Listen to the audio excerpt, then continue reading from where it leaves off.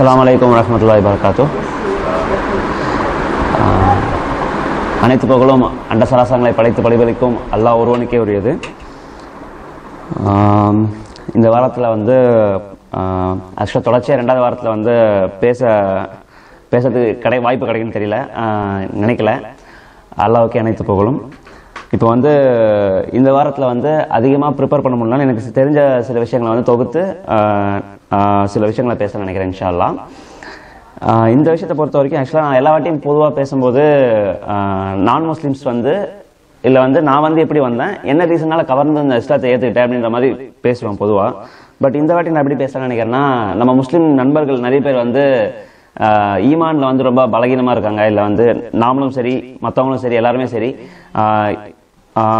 ஈமான்ல வந்து ரொம்ப பலகீனமாக இருக்கும். ஸோ நம்ம முஸ்லீம் நண்பர்களுக்கும் நம்மளுக்குள்ளேயே வந்து நம்மளோட ஈமானை வலுப்படுத்திக்கிறதுக்கு எப்படி என்ன விஷயத்தை நம்ம கொஞ்சம் சில செய்யலாம் அப்படின்னு சொல்லிட்டு யோசிச்சு பார்க்கும்போது சில விஷயங்கள் எனக்கு கிடைச்சிது. ஸோ அல்லாஹ் எனக்கு கொடுத்த இல்மை வச்சு நான் சில விஷயத்தை தொகுத்து கொண்டு வந்திருக்கேன். ஸோ ஏதாவது தவறாக இருந்தால் என்ன மன்னிச்சுக்கீங்க. ஸோ உங்களுக்கு அறிவுரையாகவும் இல்லை எனக்கு அறிவுரையாகவும் நம்ம இதை பற்றி பார்க்கலாம் இன்ஷா அல்லாஹ். முதல்ல வந்து குர்ஆன்ல இருந்து ஒரு வசனத்தோட இதை ஆரம்பிக்கிறேன். சூரத்துல் இப்ராஹிம் என்ற அத்தியாயத்திலிருந்து ஒரு வசனத்தை சொல்றேன். நம்பிக்கை கொண்ட என் அடியார்களிடம் நபியே, கொடுக்கலும் வாங்கலும் நட்பும் இல்லாத இறுதி நாள் வருவதற்கு முன்னதாகவே அவர்கள் தொழுகையை கடைபிடிக்கவும், நாம் அவர்களுக்கு அளித்தவற்றிலிருந்து ரகசியமாகவும் பகிரங்கமாகவும் தான தர்மங்களில் செலவு செய்யட்டும் என்று நபியை நீர் கூறுவீராக என்று சொல்லிட்டு அந்த வசனத்துல நான் ஆரம்பிக்கிறேன். ஸோ அப்போ வந்து பார்த்தீங்கன்னா குர்ஆனை பற்றி நான் ஜஸ்ட் ஜென்ரலாக சொல்லி முடிச்சிடறேன். ஃபர்ஸ்ட் நிறைய பேர் வந்து குர்ஆனை வந்து புக்காக தான் பார்க்குறாங்க. ஸோ ஆக்சுவலாக அது புக்கு கிடையாது, அல்லாஹ்வோட டைரக்ட் ஸ்பீச் அப்படின்றது வந்து எல்லாருக்கும் கொஞ்சம் கவனமாக தெரிஞ்சுக்கணும். நான் என்ன சொல்ல வரேன்னா, குர்ஆனை பொறுத்த வரைக்கும் வந்து அது வந்து ஒரு லிட்ரேச்சர்னு சொல்லுவாங்க. அது வந்து ஒரு ஒரு ஒரு காவியம் இல்லை வந்து ஒரு தொகுப்புன்னு சொல்லுவாங்க.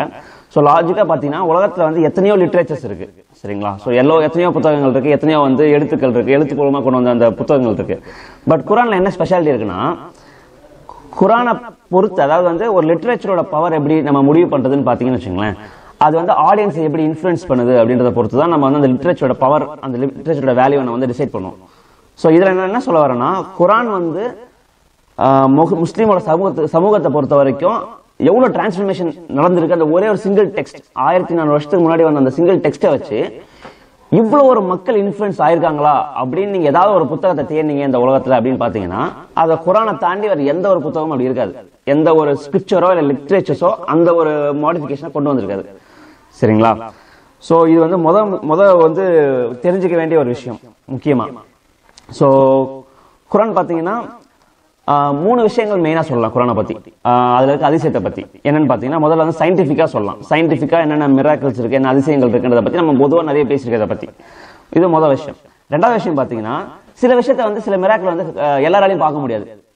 அதுக்கு வந்து சில உழைப்புகள் செய்ய வேண்டியிருக்கும். அது என்ன மாதிரின்னு பாத்தீங்கன்னா, லிங்குவிஸ்டிக் மிராக்கிள்னு சொல்லுவாங்க. அதாவது அதுல இருக்க அரபி எந்த அளவுக்கு வந்து நாசுக்கா தெளிவா கச்சிதமா சொல்லப்பட்டிருக்கு அப்படின்னு சொல்லிட்டு, இதை வந்து யார் அரபியை வந்து தெரிஞ்சுக்கிறாங்களோ இல்ல கத்துக்கிறாங்களோ அவங்களால இது ஈஸியா பார்க்க முடியும். இந்த மாதிரி லிங்குவிஸ்டிக் மிராக்கிள்னு சொல்லுவாங்க. 3வது விஷயம் பாத்தீங்கன்னா கைப், அதாவது மறைவான விஷயத்தை பத்தி குர்ஆன் பேசுது. இது 3வது மிராக்கிள்.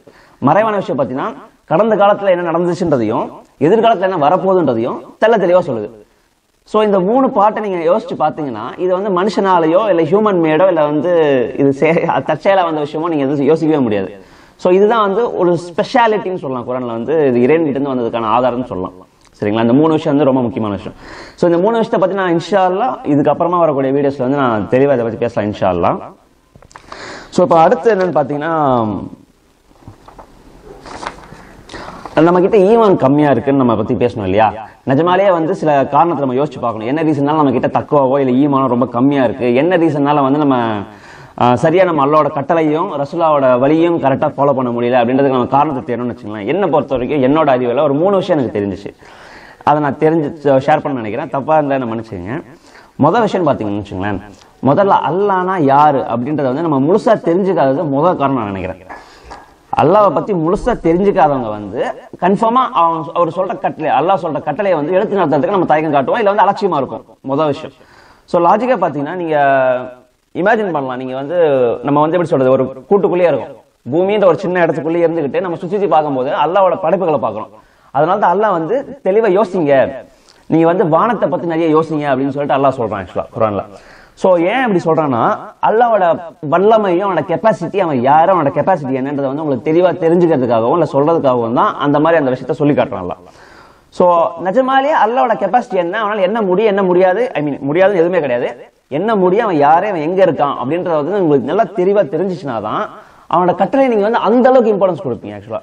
சோ சொல்ல போறோம்னா பாத்தீங்கன்னா நம்ம வந்து பூமியில சின்னதா இருக்கும், நம்ம பூமியே எவ்வளவு பெருசா இருக்கு ஆக்சுவலா, நம்ம சூரியன் பக்கத்துல எவ்வளவு பெருசு இருக்கு, நம்ம சோலார் சிஸ்டம் எவ்வளவு பெருசா இருக்கு, அதை தாண்டி நம்மளோட கேலக்சியோ இல்ல வந்து யூனிவர்ஸோ எவ்வளவு பெருசா அகண்டு விரிஞ்சு இருக்குன்றதை நீங்க தெரிஞ்சுக்கிட்டீங்கன்னா இதை எல்லாத்தையும் படைச்ச ஒருத்த எப்படி இருப்பான் அப்படின்னு நீங்க இமேஜினே உங்களால பண்ண முடியாது. சோ அப்படிப்பட்ட ஒரு இறைவன் அப்படின்னு சொல்லிட்டு நீங்க வந்து புரிஞ்சுங்கன்னு வச்சுங்களேன். அவன் ஒரு கட்டளை நம்மளுக்கு சொல்றான் அப்படின்னு சொல்லும் போது அதை நம்ம அலட்சியமா எடுத்துக்க வாய்ப்பே கிடையாது.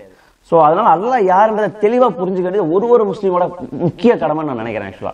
சோ நீங்க தேடுங்க நிறைய, அல்லாஹ் யாரு, அல்லாஹ் எங்க இருக்கான், அல்லாஹோட கெப்பாசிட்டி என்ன, அல்லாஹ்வை பத்தி நீங்க தேடுங்க ஆக்சுவலா. சோ அவளை பத்தி நீங்க அதிகமா தெரிஞ்சுக்க இன்ஷா அல்லாஹ் நீங்க வந்து நெருக்கமா வரலான்றது எனக்கு ஒரு சஜஷன்.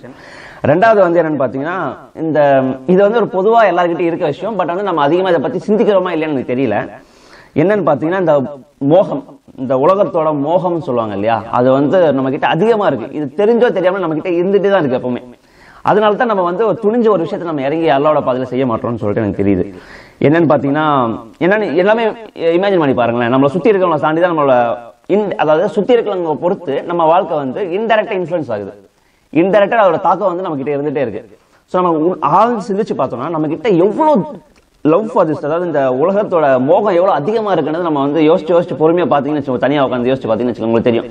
நம்ம எடுக்கிற ஒரு முடிவும் ஒரு செயலுமே இந்த உலகத்தோட ஆசையை சார்ந்துதான் இருக்கு ஆக்சுவலா. சோ என்னதான் நம்ம தீனோட முக்கியத்துவத்தை 100% குள்ள வந்து வச்சாலுமே இந்த உலகத்தோட மோகம் ஆசைன்றதை வந்து நம்ம ஒரு சில விஷயத்தை தடுக்குது, செய்யறதுக்கு துணிஞ்சு இறங்கிறதுக்கு தடுக்குது. அதுக்கு இதோ சார்ந்து இப்ப இந்த லவ் ஃபார் துன்யான்னு சொல்லுவோம் இல்லையா, ஏன்னா வந்து அந்த காலத்துல இந்த மாதிரி உலகம் இப்ப இல்ல. இப்ப உலகத்துல வந்து நிறைய விஷயங்கள் கவர்ச்சியா இருக்க ஆரம்பிச்சிச்சு, வெளிப்படையா வர ஆரம்பிச்சிச்சு. அது உங்களுக்கும் தெரியும் எனக்கும் தெரியும். சோ இந்த விஷயத்தை பத்தி பார்க்கும்போது பாத்தீங்கன்னா நம்ம வந்து துன்யான்ற ஒரு விஷயத்த வந்து எந்த அளவுக்கு முக்கியத்துவம் கொடுக்குறோமோ அந்த அளவுக்கு நம்ம அல்லாஹ்வோட தீனை விட்டு தள்ளி விலகி போயிட்டே இருப்போம். இது என்னோட கருத்து. இது சார்ந்த இன்னொரு விஷயம் சொல்றேன் பாருங்க, மரணத்துக்கு பயப்படுறோம். மூணாவது விஷயம், மரணத்துக்கு நம்ம நிறைய பயப்படுறோம். இது எனக்கும் சரி எல்லாருக்கும் சரி பொதுவான விஷயம், எல்லாமே இந்த மூணுமே பொதுவான விஷயம் தான், அறிவுரன் கிடையாது. அந்த ஒரு விளக்கம் எனக்கு தோன்ற விஷயத்தை நான் எடுத்து சொல்றேன், தப்பா நினைச்சுக்காதீங்க. சோ ஹேட்டட் டு டெத், அதாவது மரணத்துக்கு வந்து அவ்வளவு விரும்புவாங்க சஹாபாக்கள். நான் அதை கேள்விப்பட்ட வரைக்கும், என்னோட அறிவை பொறுத்த வரைக்கும் சஹாபாக்கள் வந்து ஷஹீத் ஆகணும், அல்லாஹ்வோட மார்க்கத்தை நான் உயிரை இழக்கணும்ன்ற அளவுக்கு ரொம்ப வந்து ஒரு எதுவுமே தேவையில்லை எனக்கு, நான் எதை பத்தியும் கவலைப்படல, அல்லாஹ்வோட கட்டளைன்னு வந்துடுச்சுன்னா எனக்கு எதுவும் கவலை இல்லை, எதை பத்தியும் கவலை இல்லை அப்படின்ற அளவுக்கு ஒரு அவ்வளவு ஒரு ஈமான் இருக்கும் அவங்க கிட்ட. சரிங்களா?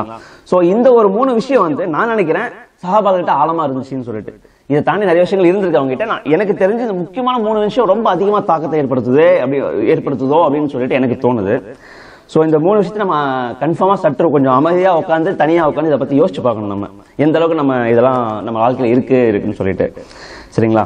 சோ அடுத்தது வந்து பாத்தீங்கன்னா வீக்னஸ்க்கு வந்து இதை சரி பண்ணிக்கிறதுக்கு எப்படின்ற பாத்தீங்கன்னா இந்த மூணு விஷயத்தை நம்ம அதிகமா சிந்திச்சு பார்க்கணும். பட் இதை தாண்டி சில விஷயங்கள் நம்ம டெய்லி அன்றாட வாழ்க்கையை செஞ்சாங்கன்னா நம்மளுக்கு ஈமான் கொஞ்சம் அதிகமாகும்ன்ற மாதிரி சொல்லிட்டு யூஷா ஈவான்ஸ் சொல்லிட்டு ஒரு பிரதர் இருக்காரு ஆக்சுவலா. அவர் வந்து இஸ்லாத்தை புதுசாக ஏத்துட்டவர், அவர் மார்க்க கல்வி கற்றவர் தான் ஆக்சுவலா. அவர் என்ன சொல்றாருன்னா இந்த வீக்னஸ் ஆஃப் ஈமானுக்கு வந்து அந்த ஈமானோட பலகீனத்துக்கு வந்து என்ன மாதிரி சில விஷயங்கள் செஞ்சா நம்மளுக்கு வந்து அதோட ஈமான் வந்து சரியா அதிகமாகும் அப்படின்ற மாதிரி சொல்லிட்டு சில விஷயங்கள் வந்து அவர் சொல்லியிருக்காரு. அதை பத்தி நான் பகிர்ந்து ஆசைப்படுறேன். அவர் முதல் விஷயம் என்ன சொல்றாருன்னு பாத்தீங்கன்னா, நம்ம வாழ்க்கையில வந்து எப்போ அல்லாஹ்வோட வசனங்கள் எப்படி நம்ம குர்ஆன் ஓதுறதுன்னு சொல்லிட்டு யூஸ்வலா நம்ம குர்ஆன் ஓதுறோம்.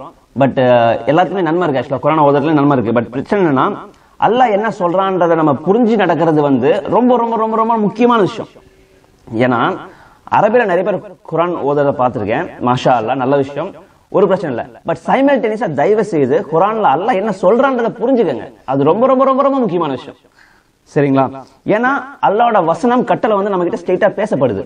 சோ அது நம்ம என்ன சொல்றாரு அல்லாஹ் ஒரு வசனமும் இருந்தாலும் அது வந்து ஒரு நிர்ணயிக்கப்பட்ட விஷயம். அந்த வசனத்தை நீங்க கேட்கணும், அந்த வசனத்தை நீங்க படிக்கணும் அப்படின்னு சொல்லிட்டு அது உங்களுக்காகவே டெய்லர் மேட் ஆக்சுவலா.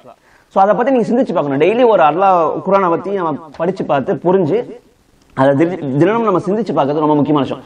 எவ்வளவுக்கு நம்ம ரசூலுல்லாஹ்வோட வார்த்தைகள் இருந்தோம் அல்லாஹ்வோட வார்த்தைகள் வந்து விலகி போறோமோ அந்த அளவுக்கு நமக்கு ஈமான் வந்து பலகீனமா இருந்துட்டே இருக்கும். இது நம்ம எவிடென்ட்டா நம்ம வாழ்க்கையில அன்றாட பார்த்துட்டு இருக்கோம். எப்ப நம்ம குர்ஆனை சரியா படிக்காம அட்டாச்மெண்ட் இல்லாம இருக்கோமோ இல்ல ஹதீஸை பத்தி நம்ம அதிகமா தெரிஞ்சுக்காம இருக்கோமோ அதை விட்டு நம்ம அந்த தீனை விட்டோம் அல்லாஹ்வோட நினைப்பை விட்டு நம்ம தள்ளி போயிட்டு இருக்கிறத நம்ம பார்ப்போம். சோ அதனால டெய்லியுமே வந்து குர்ஆனை படிக்கிறதோ ஹதீஸை படிக்கிறதோ பழக்கமா வச்சுக்கிறது ரொம்ப ரொம்ப முக்கியமான விஷயம் அவர் சொல்றாரு. ரெண்டாவது விஷயம் பாத்தீங்கன்னா நம்மளோட சரௌண்டிங்ஸ், சுத்தி இருக்க சரௌண்டிங்ஸ் சரியா இருந்தா நம்மளும் கரெக்டா இருப்போம்னு சொல்லிட்டு நமக்கு எல்லாருக்குமே தெரியும் ஆக்சுவலா. சோ பாத்தீங்கன்னா நம்மளோட என்வரான்மெண்ட் பாத்தீங்கன்னா ரொம்பவே வந்து துனியாவோட ரொம்ப தாக்கத்துல மூழ்கி போயிடும் ஆக்சுவலா. சோ என்னதான் நம்ம துனியாத்துல மூழ்கி போனாலுமே சரி நம்ம ஹார்ட்டை வந்து எப்பயாச்சும் ஒரு டைம், ஒரு நிமிஷத்துக்கு ஒரு வாட்டி ஒரு அரை மணி நேரத்துக்கு ஒரு வாட்டி எப்பயாச்சும் எவ்வளவுதான் நம்ம டீப்பா முழுகினாலுமே அல்லாஹ்வை நினைவு கூறதுல வந்து எப்பவுமே நம்ம வச்சுக்கிட்டோம் நம்ம இதயத்தை கன்ஃபார்மா வந்து அல்லாஹ்வோட கட்டளையை வந்து நம்ம ஆட்டோமேட்டிக் நினைவு வரும். சோ வந்து நம்ம தவறான விஷயத்துல போறதுக்கான வாய்ப்பை நம்ம குறைச்சிக்கலாம் இன்ஷா அல்லாஹ் அப்படின்னு அவர் சொன்னாரு. அப்ப அடுத்த விஷயம் பாத்தீங்கன்னா அதாவது சூழ்நிலைகள், அதாவது இதை ரெண்டா பிரிக்கலாம் ஆக்சுவலா. ஒண்ணு வந்து நம்ம கூட இருக்க நண்பர்கள், அடுத்து வந்து நம்ம கூட இருக்க வீடும் நம்ம மஸ்ஜிதில் நம்ம டைம் அதிகமா ஸ்பெண்ட் பண்றதும், அப்புறம் வந்து நம்ம வீட்டுல வந்து தீனை பத்தி அதிகமா பேசுறதும். இது ரெண்டு விஷயம் ரொம்ப அதிகமா உபயோகப்படும் எனக்கு தோணுது. அதுக்கப்புறம் வந்து கம்பேனியன்ஸ், அவங்க எப்படி இருக்காங்கன்றத பொறுத்து தான் நீங்க மாறுவீங்கிறது வந்து நம்ம எவிடென்ட்டா உங்களுக்கு தெரியும். நம்ம வந்து சொல்லி தான் காட்டணும்னு அது அவசியம் இல்லை. கன்ஃபார்மா நீங்க எந்த அளவுக்கு உங்க கம்பேனியன்ஸ் வந்து ரொம்ப அல்லாஹ்வோட நெருக்கத்துல இருக்காங்களோ அந்த அளவுக்கு நீங்களும் நெருக்கமா இருப்பீங்க அல்லாஹ்வோட அப்படின்றது வந்து ஒரு ஒரு இன்ஃபுளுன்ஸான ஒரு விஷயம். அது கிளியரா தெரிஞ்ச விஷயம், நம்மளுக்கே அதை வந்து யோசிச்சு பார்த்தா புரியும் என்னன்னு சொல்லிட்டேன். அடுத்து பாத்தீங்கன்னா கடைசி என்ன சொல்றாருன்னு பாத்தீங்கன்னா என்ன ஒரு விஷயம் செஞ்சாலும் சரி முழுசா அல்லாஹ் மேல நம்பிக்கை வச்சு செஞ்சிருங்க, அவ்வளவுதான் முடிஞ்சு. அல்லாஹ் மேல நம்பிக்கை வச்சு நீங்க எந்த விஷயம் செஞ்சாலுமே இன்ஷா அல்லாஹ் கண்டிப்பா எந்த விஷயத்திலயும் உங்களுக்கு ஏமாற்றவே மாட்டான். அது வந்து ஆணிபூர்வமா நம்ம வந்து அனுபவிச்சிருக்கோம் நம்ம லைஃப்ல, ஒருத்தரும் அனுபவிச்சிருப்பீங்க. சோ இதை வந்து அதிகமா யோசிச்சு பார்த்து அதிகமான நீங்க செய்யற விஷயத்துல இதை வந்து செயல்படுத்துங்கன்னு சொல்லிட்டு அவர் முடிக்கிறாரு. சரிங்களா? அடுத்து வந்து கடைசியா வந்து இன்னொரு வீடியோ பார்த்தேன். அதுல வந்து தக்குவா பத்தி ஒரு நௌமன் அலி கான் அப்படின்னு சொல்லிட்டு ஒரு பிரதர் இருக்காரு. அவர் வந்து ஆக்சுவலா அரபி குர்ஆனை வந்து லிங்குவிஸ்டிக், அதாவது அரபியை நல்லா வந்து அவர் ஆக்சுவலா அரபி கற்றவர் தான். குர்ஆனை வந்து எப்படி அப்ரோச் பண்ணுவார்னா குர்ஆன்ல இருக்க அரபியை வந்து ரொம்ப டீடைல்டா ஆராய்ஞ்சு அது அல்லாஹ் எக்ஸாக்டா என்ன சொல்ல வரான்ற அளவுக்கு அவர் டீப்பா வந்து பேசக்கூடிய ஒரு ஆள் அவர். ஆக்சுவலா நீங்க யூடியூப்ல நிறைய பேர் அவரை பார்த்திருப்பீங்கன்னு நினைக்கிறேன். பட் அவர் வந்து பேசினதுல வந்து தக்குவா அப்படின்ற ஒரு தலைப்புல வந்து பேசினாரு. இறையச்சம்ன்ற ஒரு தலைப்புல வந்து அருமையான ஒரு ஸ்பீச் இருந்துச்சு. அதை பத்தி தான் நான் இப்ப சொல்றேன். இதுவும் நம்மளுக்கு வந்து ஈமான பலப்படுத்திக்கிறதுக்கு உதவி செய்ய நினைக்கிறேன் இன்ஷா அல்லாஹ்.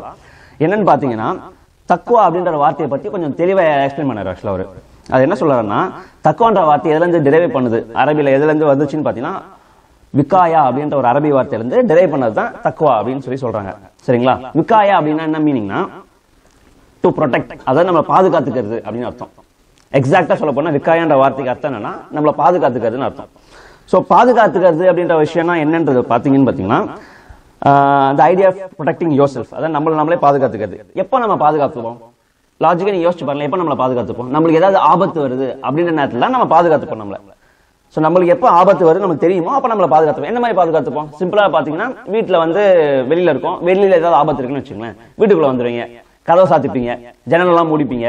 சரிங்களா? இல்ல வந்து அலாரம் செட் பண்ணீங்க செக்யூரிட்டிக்காக. சோ இந்த மாதிரி சில விஷயத்துல வந்து நம்ம வந்து பாதுகாத்துப்போம். நம்மளுக்கு வெளியில டேஞ்சர் இருந்துச்சுன்னா நம்மள வீட்டுல நம்மள பாதுகாத்துப்போம்.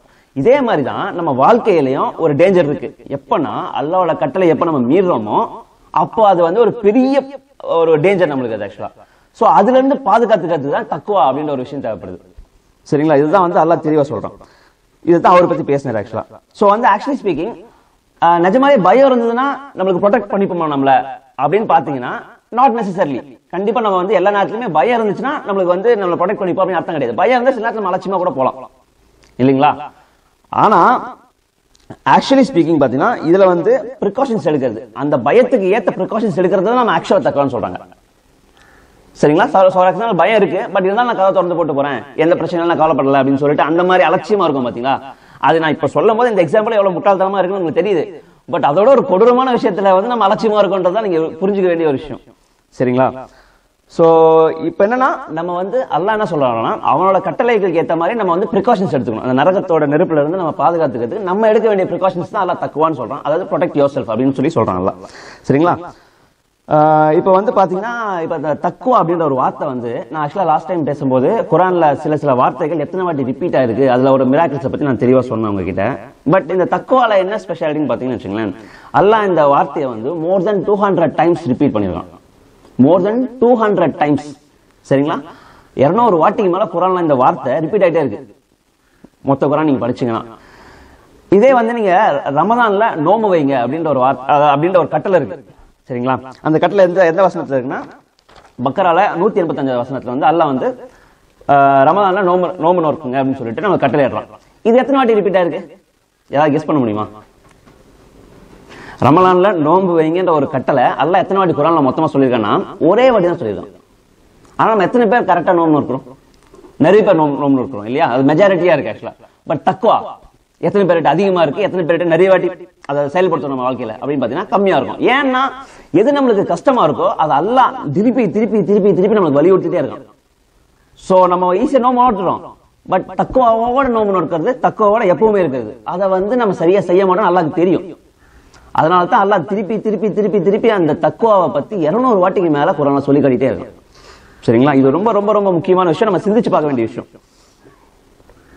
சோ அல்லாஹ் வந்து அறிவுரை சொல்றது மட்டும் இல்லாம அடுத்த படி மேல ஏறி என்ன சொல்றான்னா தக்குவாவை அடைன் பண்றதுக்கு, அதாவது அடையறதுக்கு என்ன வழி இருக்குன்னு சேர்த்து சொல்றோம். என்ன வழின்னு சொல்லிட்டு பெஸ்ட்டா நம்ம பார்க்கும்போது அல்லாஹ் என்ன சொல்றான்னா ஃபாஸ்டிங், நோன்பு நோக்கிறது தான் பெஸ்ட் அப்படின்ற மாதிரி ஒன் ஆஃப் த பெஸ்ட்னு சொல்றான். இதுல என்ன அல்லாஹ் சொல்ல வரான்னு பாத்தீங்கன்னா இதை தெளிவா கொஞ்சம் பார்ப்போம். இதை பத்தி பக்ரால 185 வசனத்துல அல்லாஹ் சொல்றான் என்ன சொல்றான்னா, எவர்கள் இரையச்சம் கொள்கின்றனரோ அவர்களுடனும் எங்கள் நன்மை செய்கின்றார்களோ அவர்களுடனும் நிச்சயமாக அல்லாஹ் இருக்கிறான்னு சொல்றான். ஒண்ணு. ரெண்டாவது என்ன சொல்றான்னா, மன்னிக்கணும் ஆக்சுவலா மாத்தி சொல்றேன் நான் வசனத்தை. ஆக்சுவலா 2வது அத்தியாயம் 183 வசனத்துல அல்லாஹ் என்ன சொல்றான்னா, நம்பிக்கையாளர்களே உங்களுக்கு முன் இருந்தவர்கள் மீது விதிக்கப்பட்டிருந்தது போல் உங்கள் மீது நோன்பு விதிக்கப்பட்டுள்ளது, அதன் மூலம் நீங்கள் இரையச்சம் உடையவர்களாகலாம் அப்படின்னு சொல்லிட்டு அல்லாஹ் சொல்றான். இந்த வசனத்தை நம்ம என்ன சொல்ல வந்தேன், சோ நீங்களும் இரையச்சம் உடையவர்களாகலாம் தான் அல்லாஹ் சொல்ற தவிர இது கேரண்டீடான ஒரு சொல்யூஷன் கிடையாது. சோ தக்வா அடையறதுக்கு வந்து கேரண்டீடான சொல்யூஷன் வந்து அல்லாஹ் வந்து ஃபாஸ்டிங்ல கொடுக்கல, அது அவன் அல்லாஹ்வே சொல்றான். சோ ஆகலாம் அப்படின்னு தான் சொல்றான். சோ மே கெட் அப்படின்ற மாதிரி தான் ஒரு விஷயம். அது எப்பன்னா நீங்க வந்து எந்த அளவுக்கு அதை பர்ஃபெக்ஷனா கடைபிடிக்கிறீங்களோ, சோ அதான் அல்லாஹ் என்ன சொல்றான், நீங்க ஃபாஸ்டிங் இருந்துட்டீங்கன்னா உங்களுக்கு வந்து தக்வா கிடைச்சிடும்ன்றது வந்து அல்லாஹ் கேரண்டியா அதை சொல்லல. நம்ம வந்து ஃபாஸ்டிங் என்ன பண்றோம் அப்படின்றத கொஞ்சம் டீடைலா உள்ள பாத்தீங்கன்னா உங்களுக்கு அதோட விஷயம் என்னன்னு தெரியும், தக்வா அப்படி அட்டைன் பண்றதுன்னு சொல்லிட்டு. லாஜிக்கா பாத்தீங்கன்னா நம்ம என்ன பண்றோம் ஃபாஸ்டிங் இருக்கும்போது 3 விஷயத்தை நம்ம மெயினா ரெஸ்ட்ரிக்ட் பண்றோம். ஒன்னு சாப்பாடு, இன்னொன்னு தண்ணி, இன்னொன்னு வந்து இன்னொரு முக்கியமான விஷயம் செக்ஸ்ன்னு சொல்லுவாங்க, முக்கியமான உடல் உறவுன்னு சொல்ற ஒரு விஷயத்த வந்து அல்லாஹ் வந்து இது வந்து ஹலாலா இருக்கு நம்ம எல்லாருக்குமே. பட் இதை வந்து அல்லாஹ் தடை செய்யறான். ரமதான் அப்போ இல்லை நோம்பு நோக்கிறப்போ இந்த 3 அடிப்படையான விஷயத்த, மனுஷனுக்கு என்ன அடிப்படையா இருக்கோ அந்த 3 விஷயத்த வந்து அல்லாஹ் வந்து தடை செய்யறான். சோ லாஜிக்கா பாத்தீங்கன்னா நீங்க நோம்பு நோக்கும் போது நீங்க வெளியில இருந்து பார்க்கும்போது உங்களுக்கு தெரியும் ஆக்சுவலா எப்படின்னா, உங்க மனசை வந்து சாப்பாடை பார்க்கும்போதோ தண்ணியை பார்க்கும்போதோ அதை வந்து உங்களை வந்து வேணும்னு சொல்லிட்டு கேட்கும் உங்க மனசு. பட் ஸ்டில் உங்க மனசு என்ன சொல்லுவாங்க கிட்ட, மகரிப் அப்போ வந்து மகரிப் வரைக்கும் அது கிடையாது அப்படின்னு சொல்லிட்டு நீங்களே உங்களை ரெஸ்ட்ரிக்ட் பண்ணிக்கிறீங்க. சோ உங்களோட ஒரு போராட்டம் நடக்குது ஆக்சுவலா. சோ நீங்களே உங்களுக்குள்ள போராட்டம் செஞ்சு நீங்க அந்த நப்ச அந்த ஒரு வேணும்ன்ற ஒரு கிரேவிங்க வந்து நீங்க அடக்குறீங்க. சோ இருக்கிறதே மோஸ்ட் அதிகமான பவர்ஃபுல் கிரேவிங் பாத்தீங்கன்னா உணவு தான் முதல்ல மனுஷனுக்கு. சரிங்களா? இதுதான் பெஸ்ட் ஆஃப் த கிரேவிங். மனுஷனுக்கு வந்து வேணும்ன்ற வந்து சொல்ற ஒரு விஷயத்துல வந்து உணவு தான் முதல்ல இருக்கு. சோ அல்லாஹ் அங்க கைய வச்சு முதல்ல அதை அமுக்குறான். சோ எப்போ வந்து அதுவும் வந்து ஒரு முஸ்லிம்ஸ் வந்து ரமதான்ல வந்து நோம்பு நோக்கிறாங்க, ஒரு நாள் 2 நாள் இருக்கிறது கிடையாது, அது 30 நாளைக்கு தொடர்ந்து வருது. சரிங்களா? 30 நாளைக்கு ஒருத்தவங்க அல்லாஹ் சொன்ன கட்டளைப்படி கரெக்டா 30 நாள் இருந்தாங்கன்னு வச்சுங்களேன், இந்த கஷ்டமான விஷயத்தை பத்தி அதுக்கப்புறம் அது வந்து ட்ரைனிங் எக்ஸசைஸ் மாதிரி 30 நாள் கரெக்டா அல்லாஹ் இருந்துட்டாங்கன்னா அல்லாஹ்வோட கரெக்டான கட்டளைப்படி கரெக்டா நோம்பு நோட்டுட்டாங்கன்னா இதுக்கப்புறம் வரது எல்லாமே ஈஸியா இருக்கும். பீஸ் ஆஃப் கேக்னு சொல்லுவாங்க. எப்படின்னு பாத்தீங்கன்னா ஒரு சின்ன விளக்கம் கொடுத்து உங்களுக்கு எக்ஸ்பிளைன் பண்றேன் அப்படின்னு சொல்லிட்டு. ஃபார் எக்ஸாம்பிள் இப்போ வந்து ஒருத்தர் மிலிட்டரியில வந்து ஒரு 10 வருஷம் ஒர்க் பண்ணிட்டு வராருன்னு வச்சுங்களேன். மிலிட்டரியில வந்து டஃப் ஒர்க் எக்ஸசைசஸ் உங்களுக்கே தெரியும், ரொம்ப கடினமான எக்ஸசைசஸ் இருக்கும் மிலிட்டரியில பொறுத்த வரைக்கும். அந்த மாதிரி எக்ஸசைஸ் பண்ணிட்டு ஒருத்தர் வந்து அவர் வீட்டு பக்கத்துல வந்து ஒரு சின்ன ஜிம்ல வந்து ஜாயின் பண்றாரு. சரிங்களா? ஜாயின் பண்ற அவர் வந்து கஷ்டமா இருக்கும்னு நினைக்கலாம். அவர் வந்து அங்க இருக்க எக்ஸசைஸ் பாத்தீங்கன்னு வச்சுக்கலாம் ரொம்ப பிரிலிமினரியா இருக்கும். பேசிக்கா பிகினர்ஸ்ல இருந்து கொஞ்சம் ஸ்டார்ட் பண்ற மாதிரி ஒரு ரொட்டீன்ஸ் வச்சிருப்பாங்க. அந்த ரொட்டீன்ஸ் வந்து இவர் பார்க்கும்போது எப்படி தெரியுமா இருக்கும் அவருக்கு, நாங்க இதோட 10 மடங்கு எக்ஸசைஸ் அங்க அதிகமா பண்ணிருக்கோமே, இதெல்லாம் ஒரு விஷயமா அப்படின்ற மாதிரி அவருக்கு தோணும். சோ இதை நீங்க யோசிச்சு பாத்தீங்கன்னா இதேதான் அல்லாஹ் நம்மளுக்கு சொல்றான். நீங்க 30 நாள் தொடர்ச்சியா உங்களுக்கு பேசிக்கா அடிப்படையா அதிகமான நப்ஸ் எதுல இருக்குமோ அதுலயே அல்லாஹ் வந்து உங்களுக்கு கட்டுப்பாடு கொடுத்துட்டாங்கன்னா மீதி இருக்க எல்லா டைமும் நீங்க வந்து அல்லாஹ்வோட நினைப்புலயே தக்குவாலயே இருக்கிறது உங்களுக்கு பெரிய விஷயமே இருக்காது. அது ஒரு பீஸ் ஆஃப் கேக்கா தான் இருக்கும் ஆக்சுவலா. சோ அங்க வந்து நம்ம பர்ஃபெக்டா இருக்குன்றதுதான் நம்ம வந்து அதிகமா பார்க்கணும். சோ கடமைக்கு நம்ம நோன்பு நோக்கிறது வேற, தக்குவாவோட அல்லாவோட பொருத்தத்தை, அதாவது நம்ம நிறைய பேர் மறந்துடும் எதுக்காக நம்ம நோன்பு நோக்கணும்ன்றது. அல்லாவோட தக்குவா இறையச்சத்தை பெறதுக்காகத்தான் நோன்புன்ற விஷயத்த கரெக்டா நினைவுல வச்சுக்கிட்டு அதுக்கேற்ற மாதிரி நம்ம நடந்தோம்னா இன்ஷா அல்லாஹ் கண்டிப்பா நமக்கு அந்த தக்குவா கிடைக்கும் இன்ஷா அல்லாஹ். சோ இதை நான் மெயினா சொல்ல வந்தேன். அடுத்து பாத்தீங்கன்னா இது கடைசியா ஒரு விஷயம், நான் போன வாட்டி பேசும்போது ஃபோர் பிரெயினை பத்தி பேசினேன், அதாவது ப்ரீ ஃப்ரான்டல் கார்டெக்ஸ் சொல்லிட்டு. இது என்னன்னு தெரியல, எனக்கு அந்த விஷயம் ரொம்ப அதிகமா என்ன கவர்ந்துட்டே இருக்கு ஆக்சுவலா. என்னன்னு பாத்தீங்கன்னா ஒரு மனுஷனோட ஸ்பெஷாலிட்டி, அவன் மனுஷனை எது மனுஷனா ஆக்குது, ஏன் அவன் இந்த மொத்த பிரபஞ்சத்திலே அவன் யூனிக்கா இருக்கான், ஏன் அவன் தனித்துவமா அந்த பூமியில இருக்கான் அப்படின்னு பார்க்கும்போது அவன் கிட்ட இருக்க அந்த ப்ரீ ஃப்ரான்டல் கார்டெக்ஸோ இல்ல முன்மூலம் சொல்லுவாங்க, ஃபோர் பிரெயின் சொல்லுவாங்க, அதுதான் அவனோட தனித்துவமா காட்டுது. ஏன்னா அவனுக்கு பகுத்தறிவு, அவன் பகுத்தறிவை பத்தி நான் இவ்வளவு டீடெயிலா பேசுறேன் டிஃப்ரெண்ட் வேர்ட்ஸ்ல, பட் பகுத்தறிவு தான் நான் சொல்ல வரேன் ஆக்சுவலா. பகுத்தறிவுன்ற ஒரு விஷயம் மனுஷன் தெளிவா ஒரு கரெக்டான முடிவு எடுக்கிறதுக்கு உதவி செய்யுது அவனுக்கு. சோ அதுதான் ஒரு மனுஷன் தெளிவாகவும் அவன் கரெக்டாகவும் நடக்கிறதுக்கு, அவனை தப்பான விஷயத்துல இருந்து பாதுகாத்துக்கிறதுக்கு, தெளிவான முடிவுகள் எடுக்கிறதுக்கு அவனுக்கு உதவி செய்யுது. சரிங்களா? ஏன்னா அவனை தன்னை பாதுகாத்துக்க முடியாது. சோ அந்த அளவுக்கு இருக்கிற அந்த ஃபோர் பிரெயின் எப்படின்னு பாத்தீங்கன்னா, அதை வச்சு நம்ம கொஞ்சம் தெளிவா ஒரு விஷயத்தை யோசிச்சு பார்க்கணும். என்ன எதை பத்தி நான் யோசிக்க சொல்றேன் அப்படின்னு பாத்தீங்கன்னா, அல்லாஹ் ஒரு குர்ஆன்ல ஒரு வசனத்தை சொல்றான், இந்த மாதிரி மறுமை நாளை பத்தி பேசும்போது ஓவர்வெல்மிங் கெலாமிட்டி அப்படின்ற ஒரு வார்த்தை, அதாவது கெலாமிட்டி உங்களுக்கு தெரியும், ஒரு பெரிய பேரழிவுன்னு சொல்லுவாங்க, பேரழிவு தான் கெலாமிட்டின்னு நம்ம சொல்லுவோம். அல்லாஹ் என்ன சொல்றா மறுமை நாளை பத்தி சொல்லும் போது ஓவர்வெல்மிங் கெலாமிட்டி அப்படின்னு சொல்றான். ஓவர்வெல்மிங்னா எல்லாத்தையும் சாப்பிட்டோம். அது அதாவது உங்க லைஃப்ல நீங்க பூமியில எந்த ஒரு விஷயத்திலும் எடுத்துங்களேன், ஒரு அழிவு வருதுன்னு வச்சுக்கலாம் உங்களுக்கு, அந்த எல்லா அழிவை விட மேக்ஸிமம் என்ன பண்ண முடியும், பூமியில இறந்து போக முடியும் இல்லையா, அதுதான் ஒரு எக்ஸ்ட்ரீம் ஆஃப் தி கெலாமிட்டின்னு சொல்லலாம். அந்த பூமியில அந்த எல்லா கெலாமிட்டிஸும், இந்த பூமியில் நடக்கக்கூடிய எல்லா கெலாமிட்டிஸும் நீங்க ஒண்ணு சேர்த்தா கூட மறுமை நாள்ல வரக்கூடிய ஒருத்தனுக்கு வரக்கூடிய அந்த கெலாமிட்டியை ஈடாகவே முடியாதுன்னு நல்லா சொல்றோம். சோ அதான் ஓவர்வெல்மிங் கெலாமிட்டின்ற ஒரு வார்த்தையால குர்ஆன்ல பயன்படுத்தும் மறுமை நாளை பத்தி. சோ இந்த ஓவர்வெல்மிங் கெலாமிட்டில இருந்து பாதுகாத்துக்கிறதுக்காக தான் அல்லாஹ்வோட கட்டளை நம்ம ஃபாலோ பண்ணணும் இல்லையா. சோ என்ன சொல்ல வரேன்னா, அல்லாஹ் முக்காவாசி வசனங்கள்ல குர்ஆன்ல எதிர்காலத்தில் நடக்க போறத, அதாவது மறுமை நாள்ல மனுஷன் எப்படி பிஹேவ் பண்ணுவான், இந்த ஒரு சிச்சுவேஷனை பார்த்து, இந்த சூழ்நிலையை பார்த்து மனுஷனோட ரியாக்ஷன் எப்படி இருக்குன்றத அல்லாஹ் முன்கூட்டி நம்ம குர்ஆன்ல தெளிவா எடுத்துரைக்கிறான் நம்மளுக்கு. சோ அப்படி தெளிவா எடுத்து வைக்கும் போது நம்ம கிட்ட ரெண்டு ஆப்ஷன் அல்லாஹ் கொடுத்துட்டான். எதிர்காலத்துல குர்ஆன்ல என்னென்ன அதிசயம் இருக்கு, இது நான் தான் சொல்றேன் அப்படின்றது அல்லாஹ் தெளிவுபடுத்தா ஒரு விஷயம். ரெண்டாவது விஷயம் என்னன்னா, எதிர்காலத்துல இதுதான் நடக்க போகுது, நரகம் இப்படிதான் இருக்க போகுது, தவறு செஞ்சவங்களுக்கு தண்டனை எப்படிலாம் இருக்க போகுதுன்றது அல்லாஹ் அதாவது திரைய விலைக்கு காட்டுறான் உங்களுக்கு குர்ஆன் மூலமா. எதிர்காலத்தில் நடக்கக்கூடிய அந்த கைப், அந்த மறுமையோட திரைய விலைக்கு உங்களுக்கு காட்டுறான் இதுதான் நடக்க போகுதுன்னு சொல்லிட்டு. நம்மளோட முடிவு என்னன்னா, அந்த ஃபோர் பிரெயின் நான் சொன்ன பாத்தீங்களா, அந்த பகுத்தறிவு, அதை சிந்திச்சு பார்த்து நம்ம தான் முடிவு எடுக்கணும், எதை விடணும் எதை பிடிக்கணும் அப்படின்றத பொறுத்து. சரிங்களா? சோ கடைசியா குர்ஆனோட ஒரு வசனத்தோட நான் அந்த உரையை முடிக்கிறேன். 59வது சூரா 21வது வசனத்துல நல்லா என்ன சொல்றானா, நபியே இந்த குர்ஆனை ஒரு மலையின் மீது நாம் இறக்கி வைத்திருந்தால் அதனை அல்லாஹ்வுடைய பயத்தினால் நடுங்கி இருந்ததாகவும் பிளந்து விடுவதாகவும் நீர் காண்பீர். இன்னும் இந்த உதாரணங்கள் அவற்றை மனிதர்களுக்காக அவர்கள் சிந்தித்து பார்க்கும் பொருட்டு நாம் விலக்கி இருக்கிறோம் அப்படின்னு சொல்லிட்டு அல்லாஹ் சொல்றான். அஸ்ஸலாமு அலைக்கும் வரஹ்மத்துல்லாஹி வபரகாத்துஹு.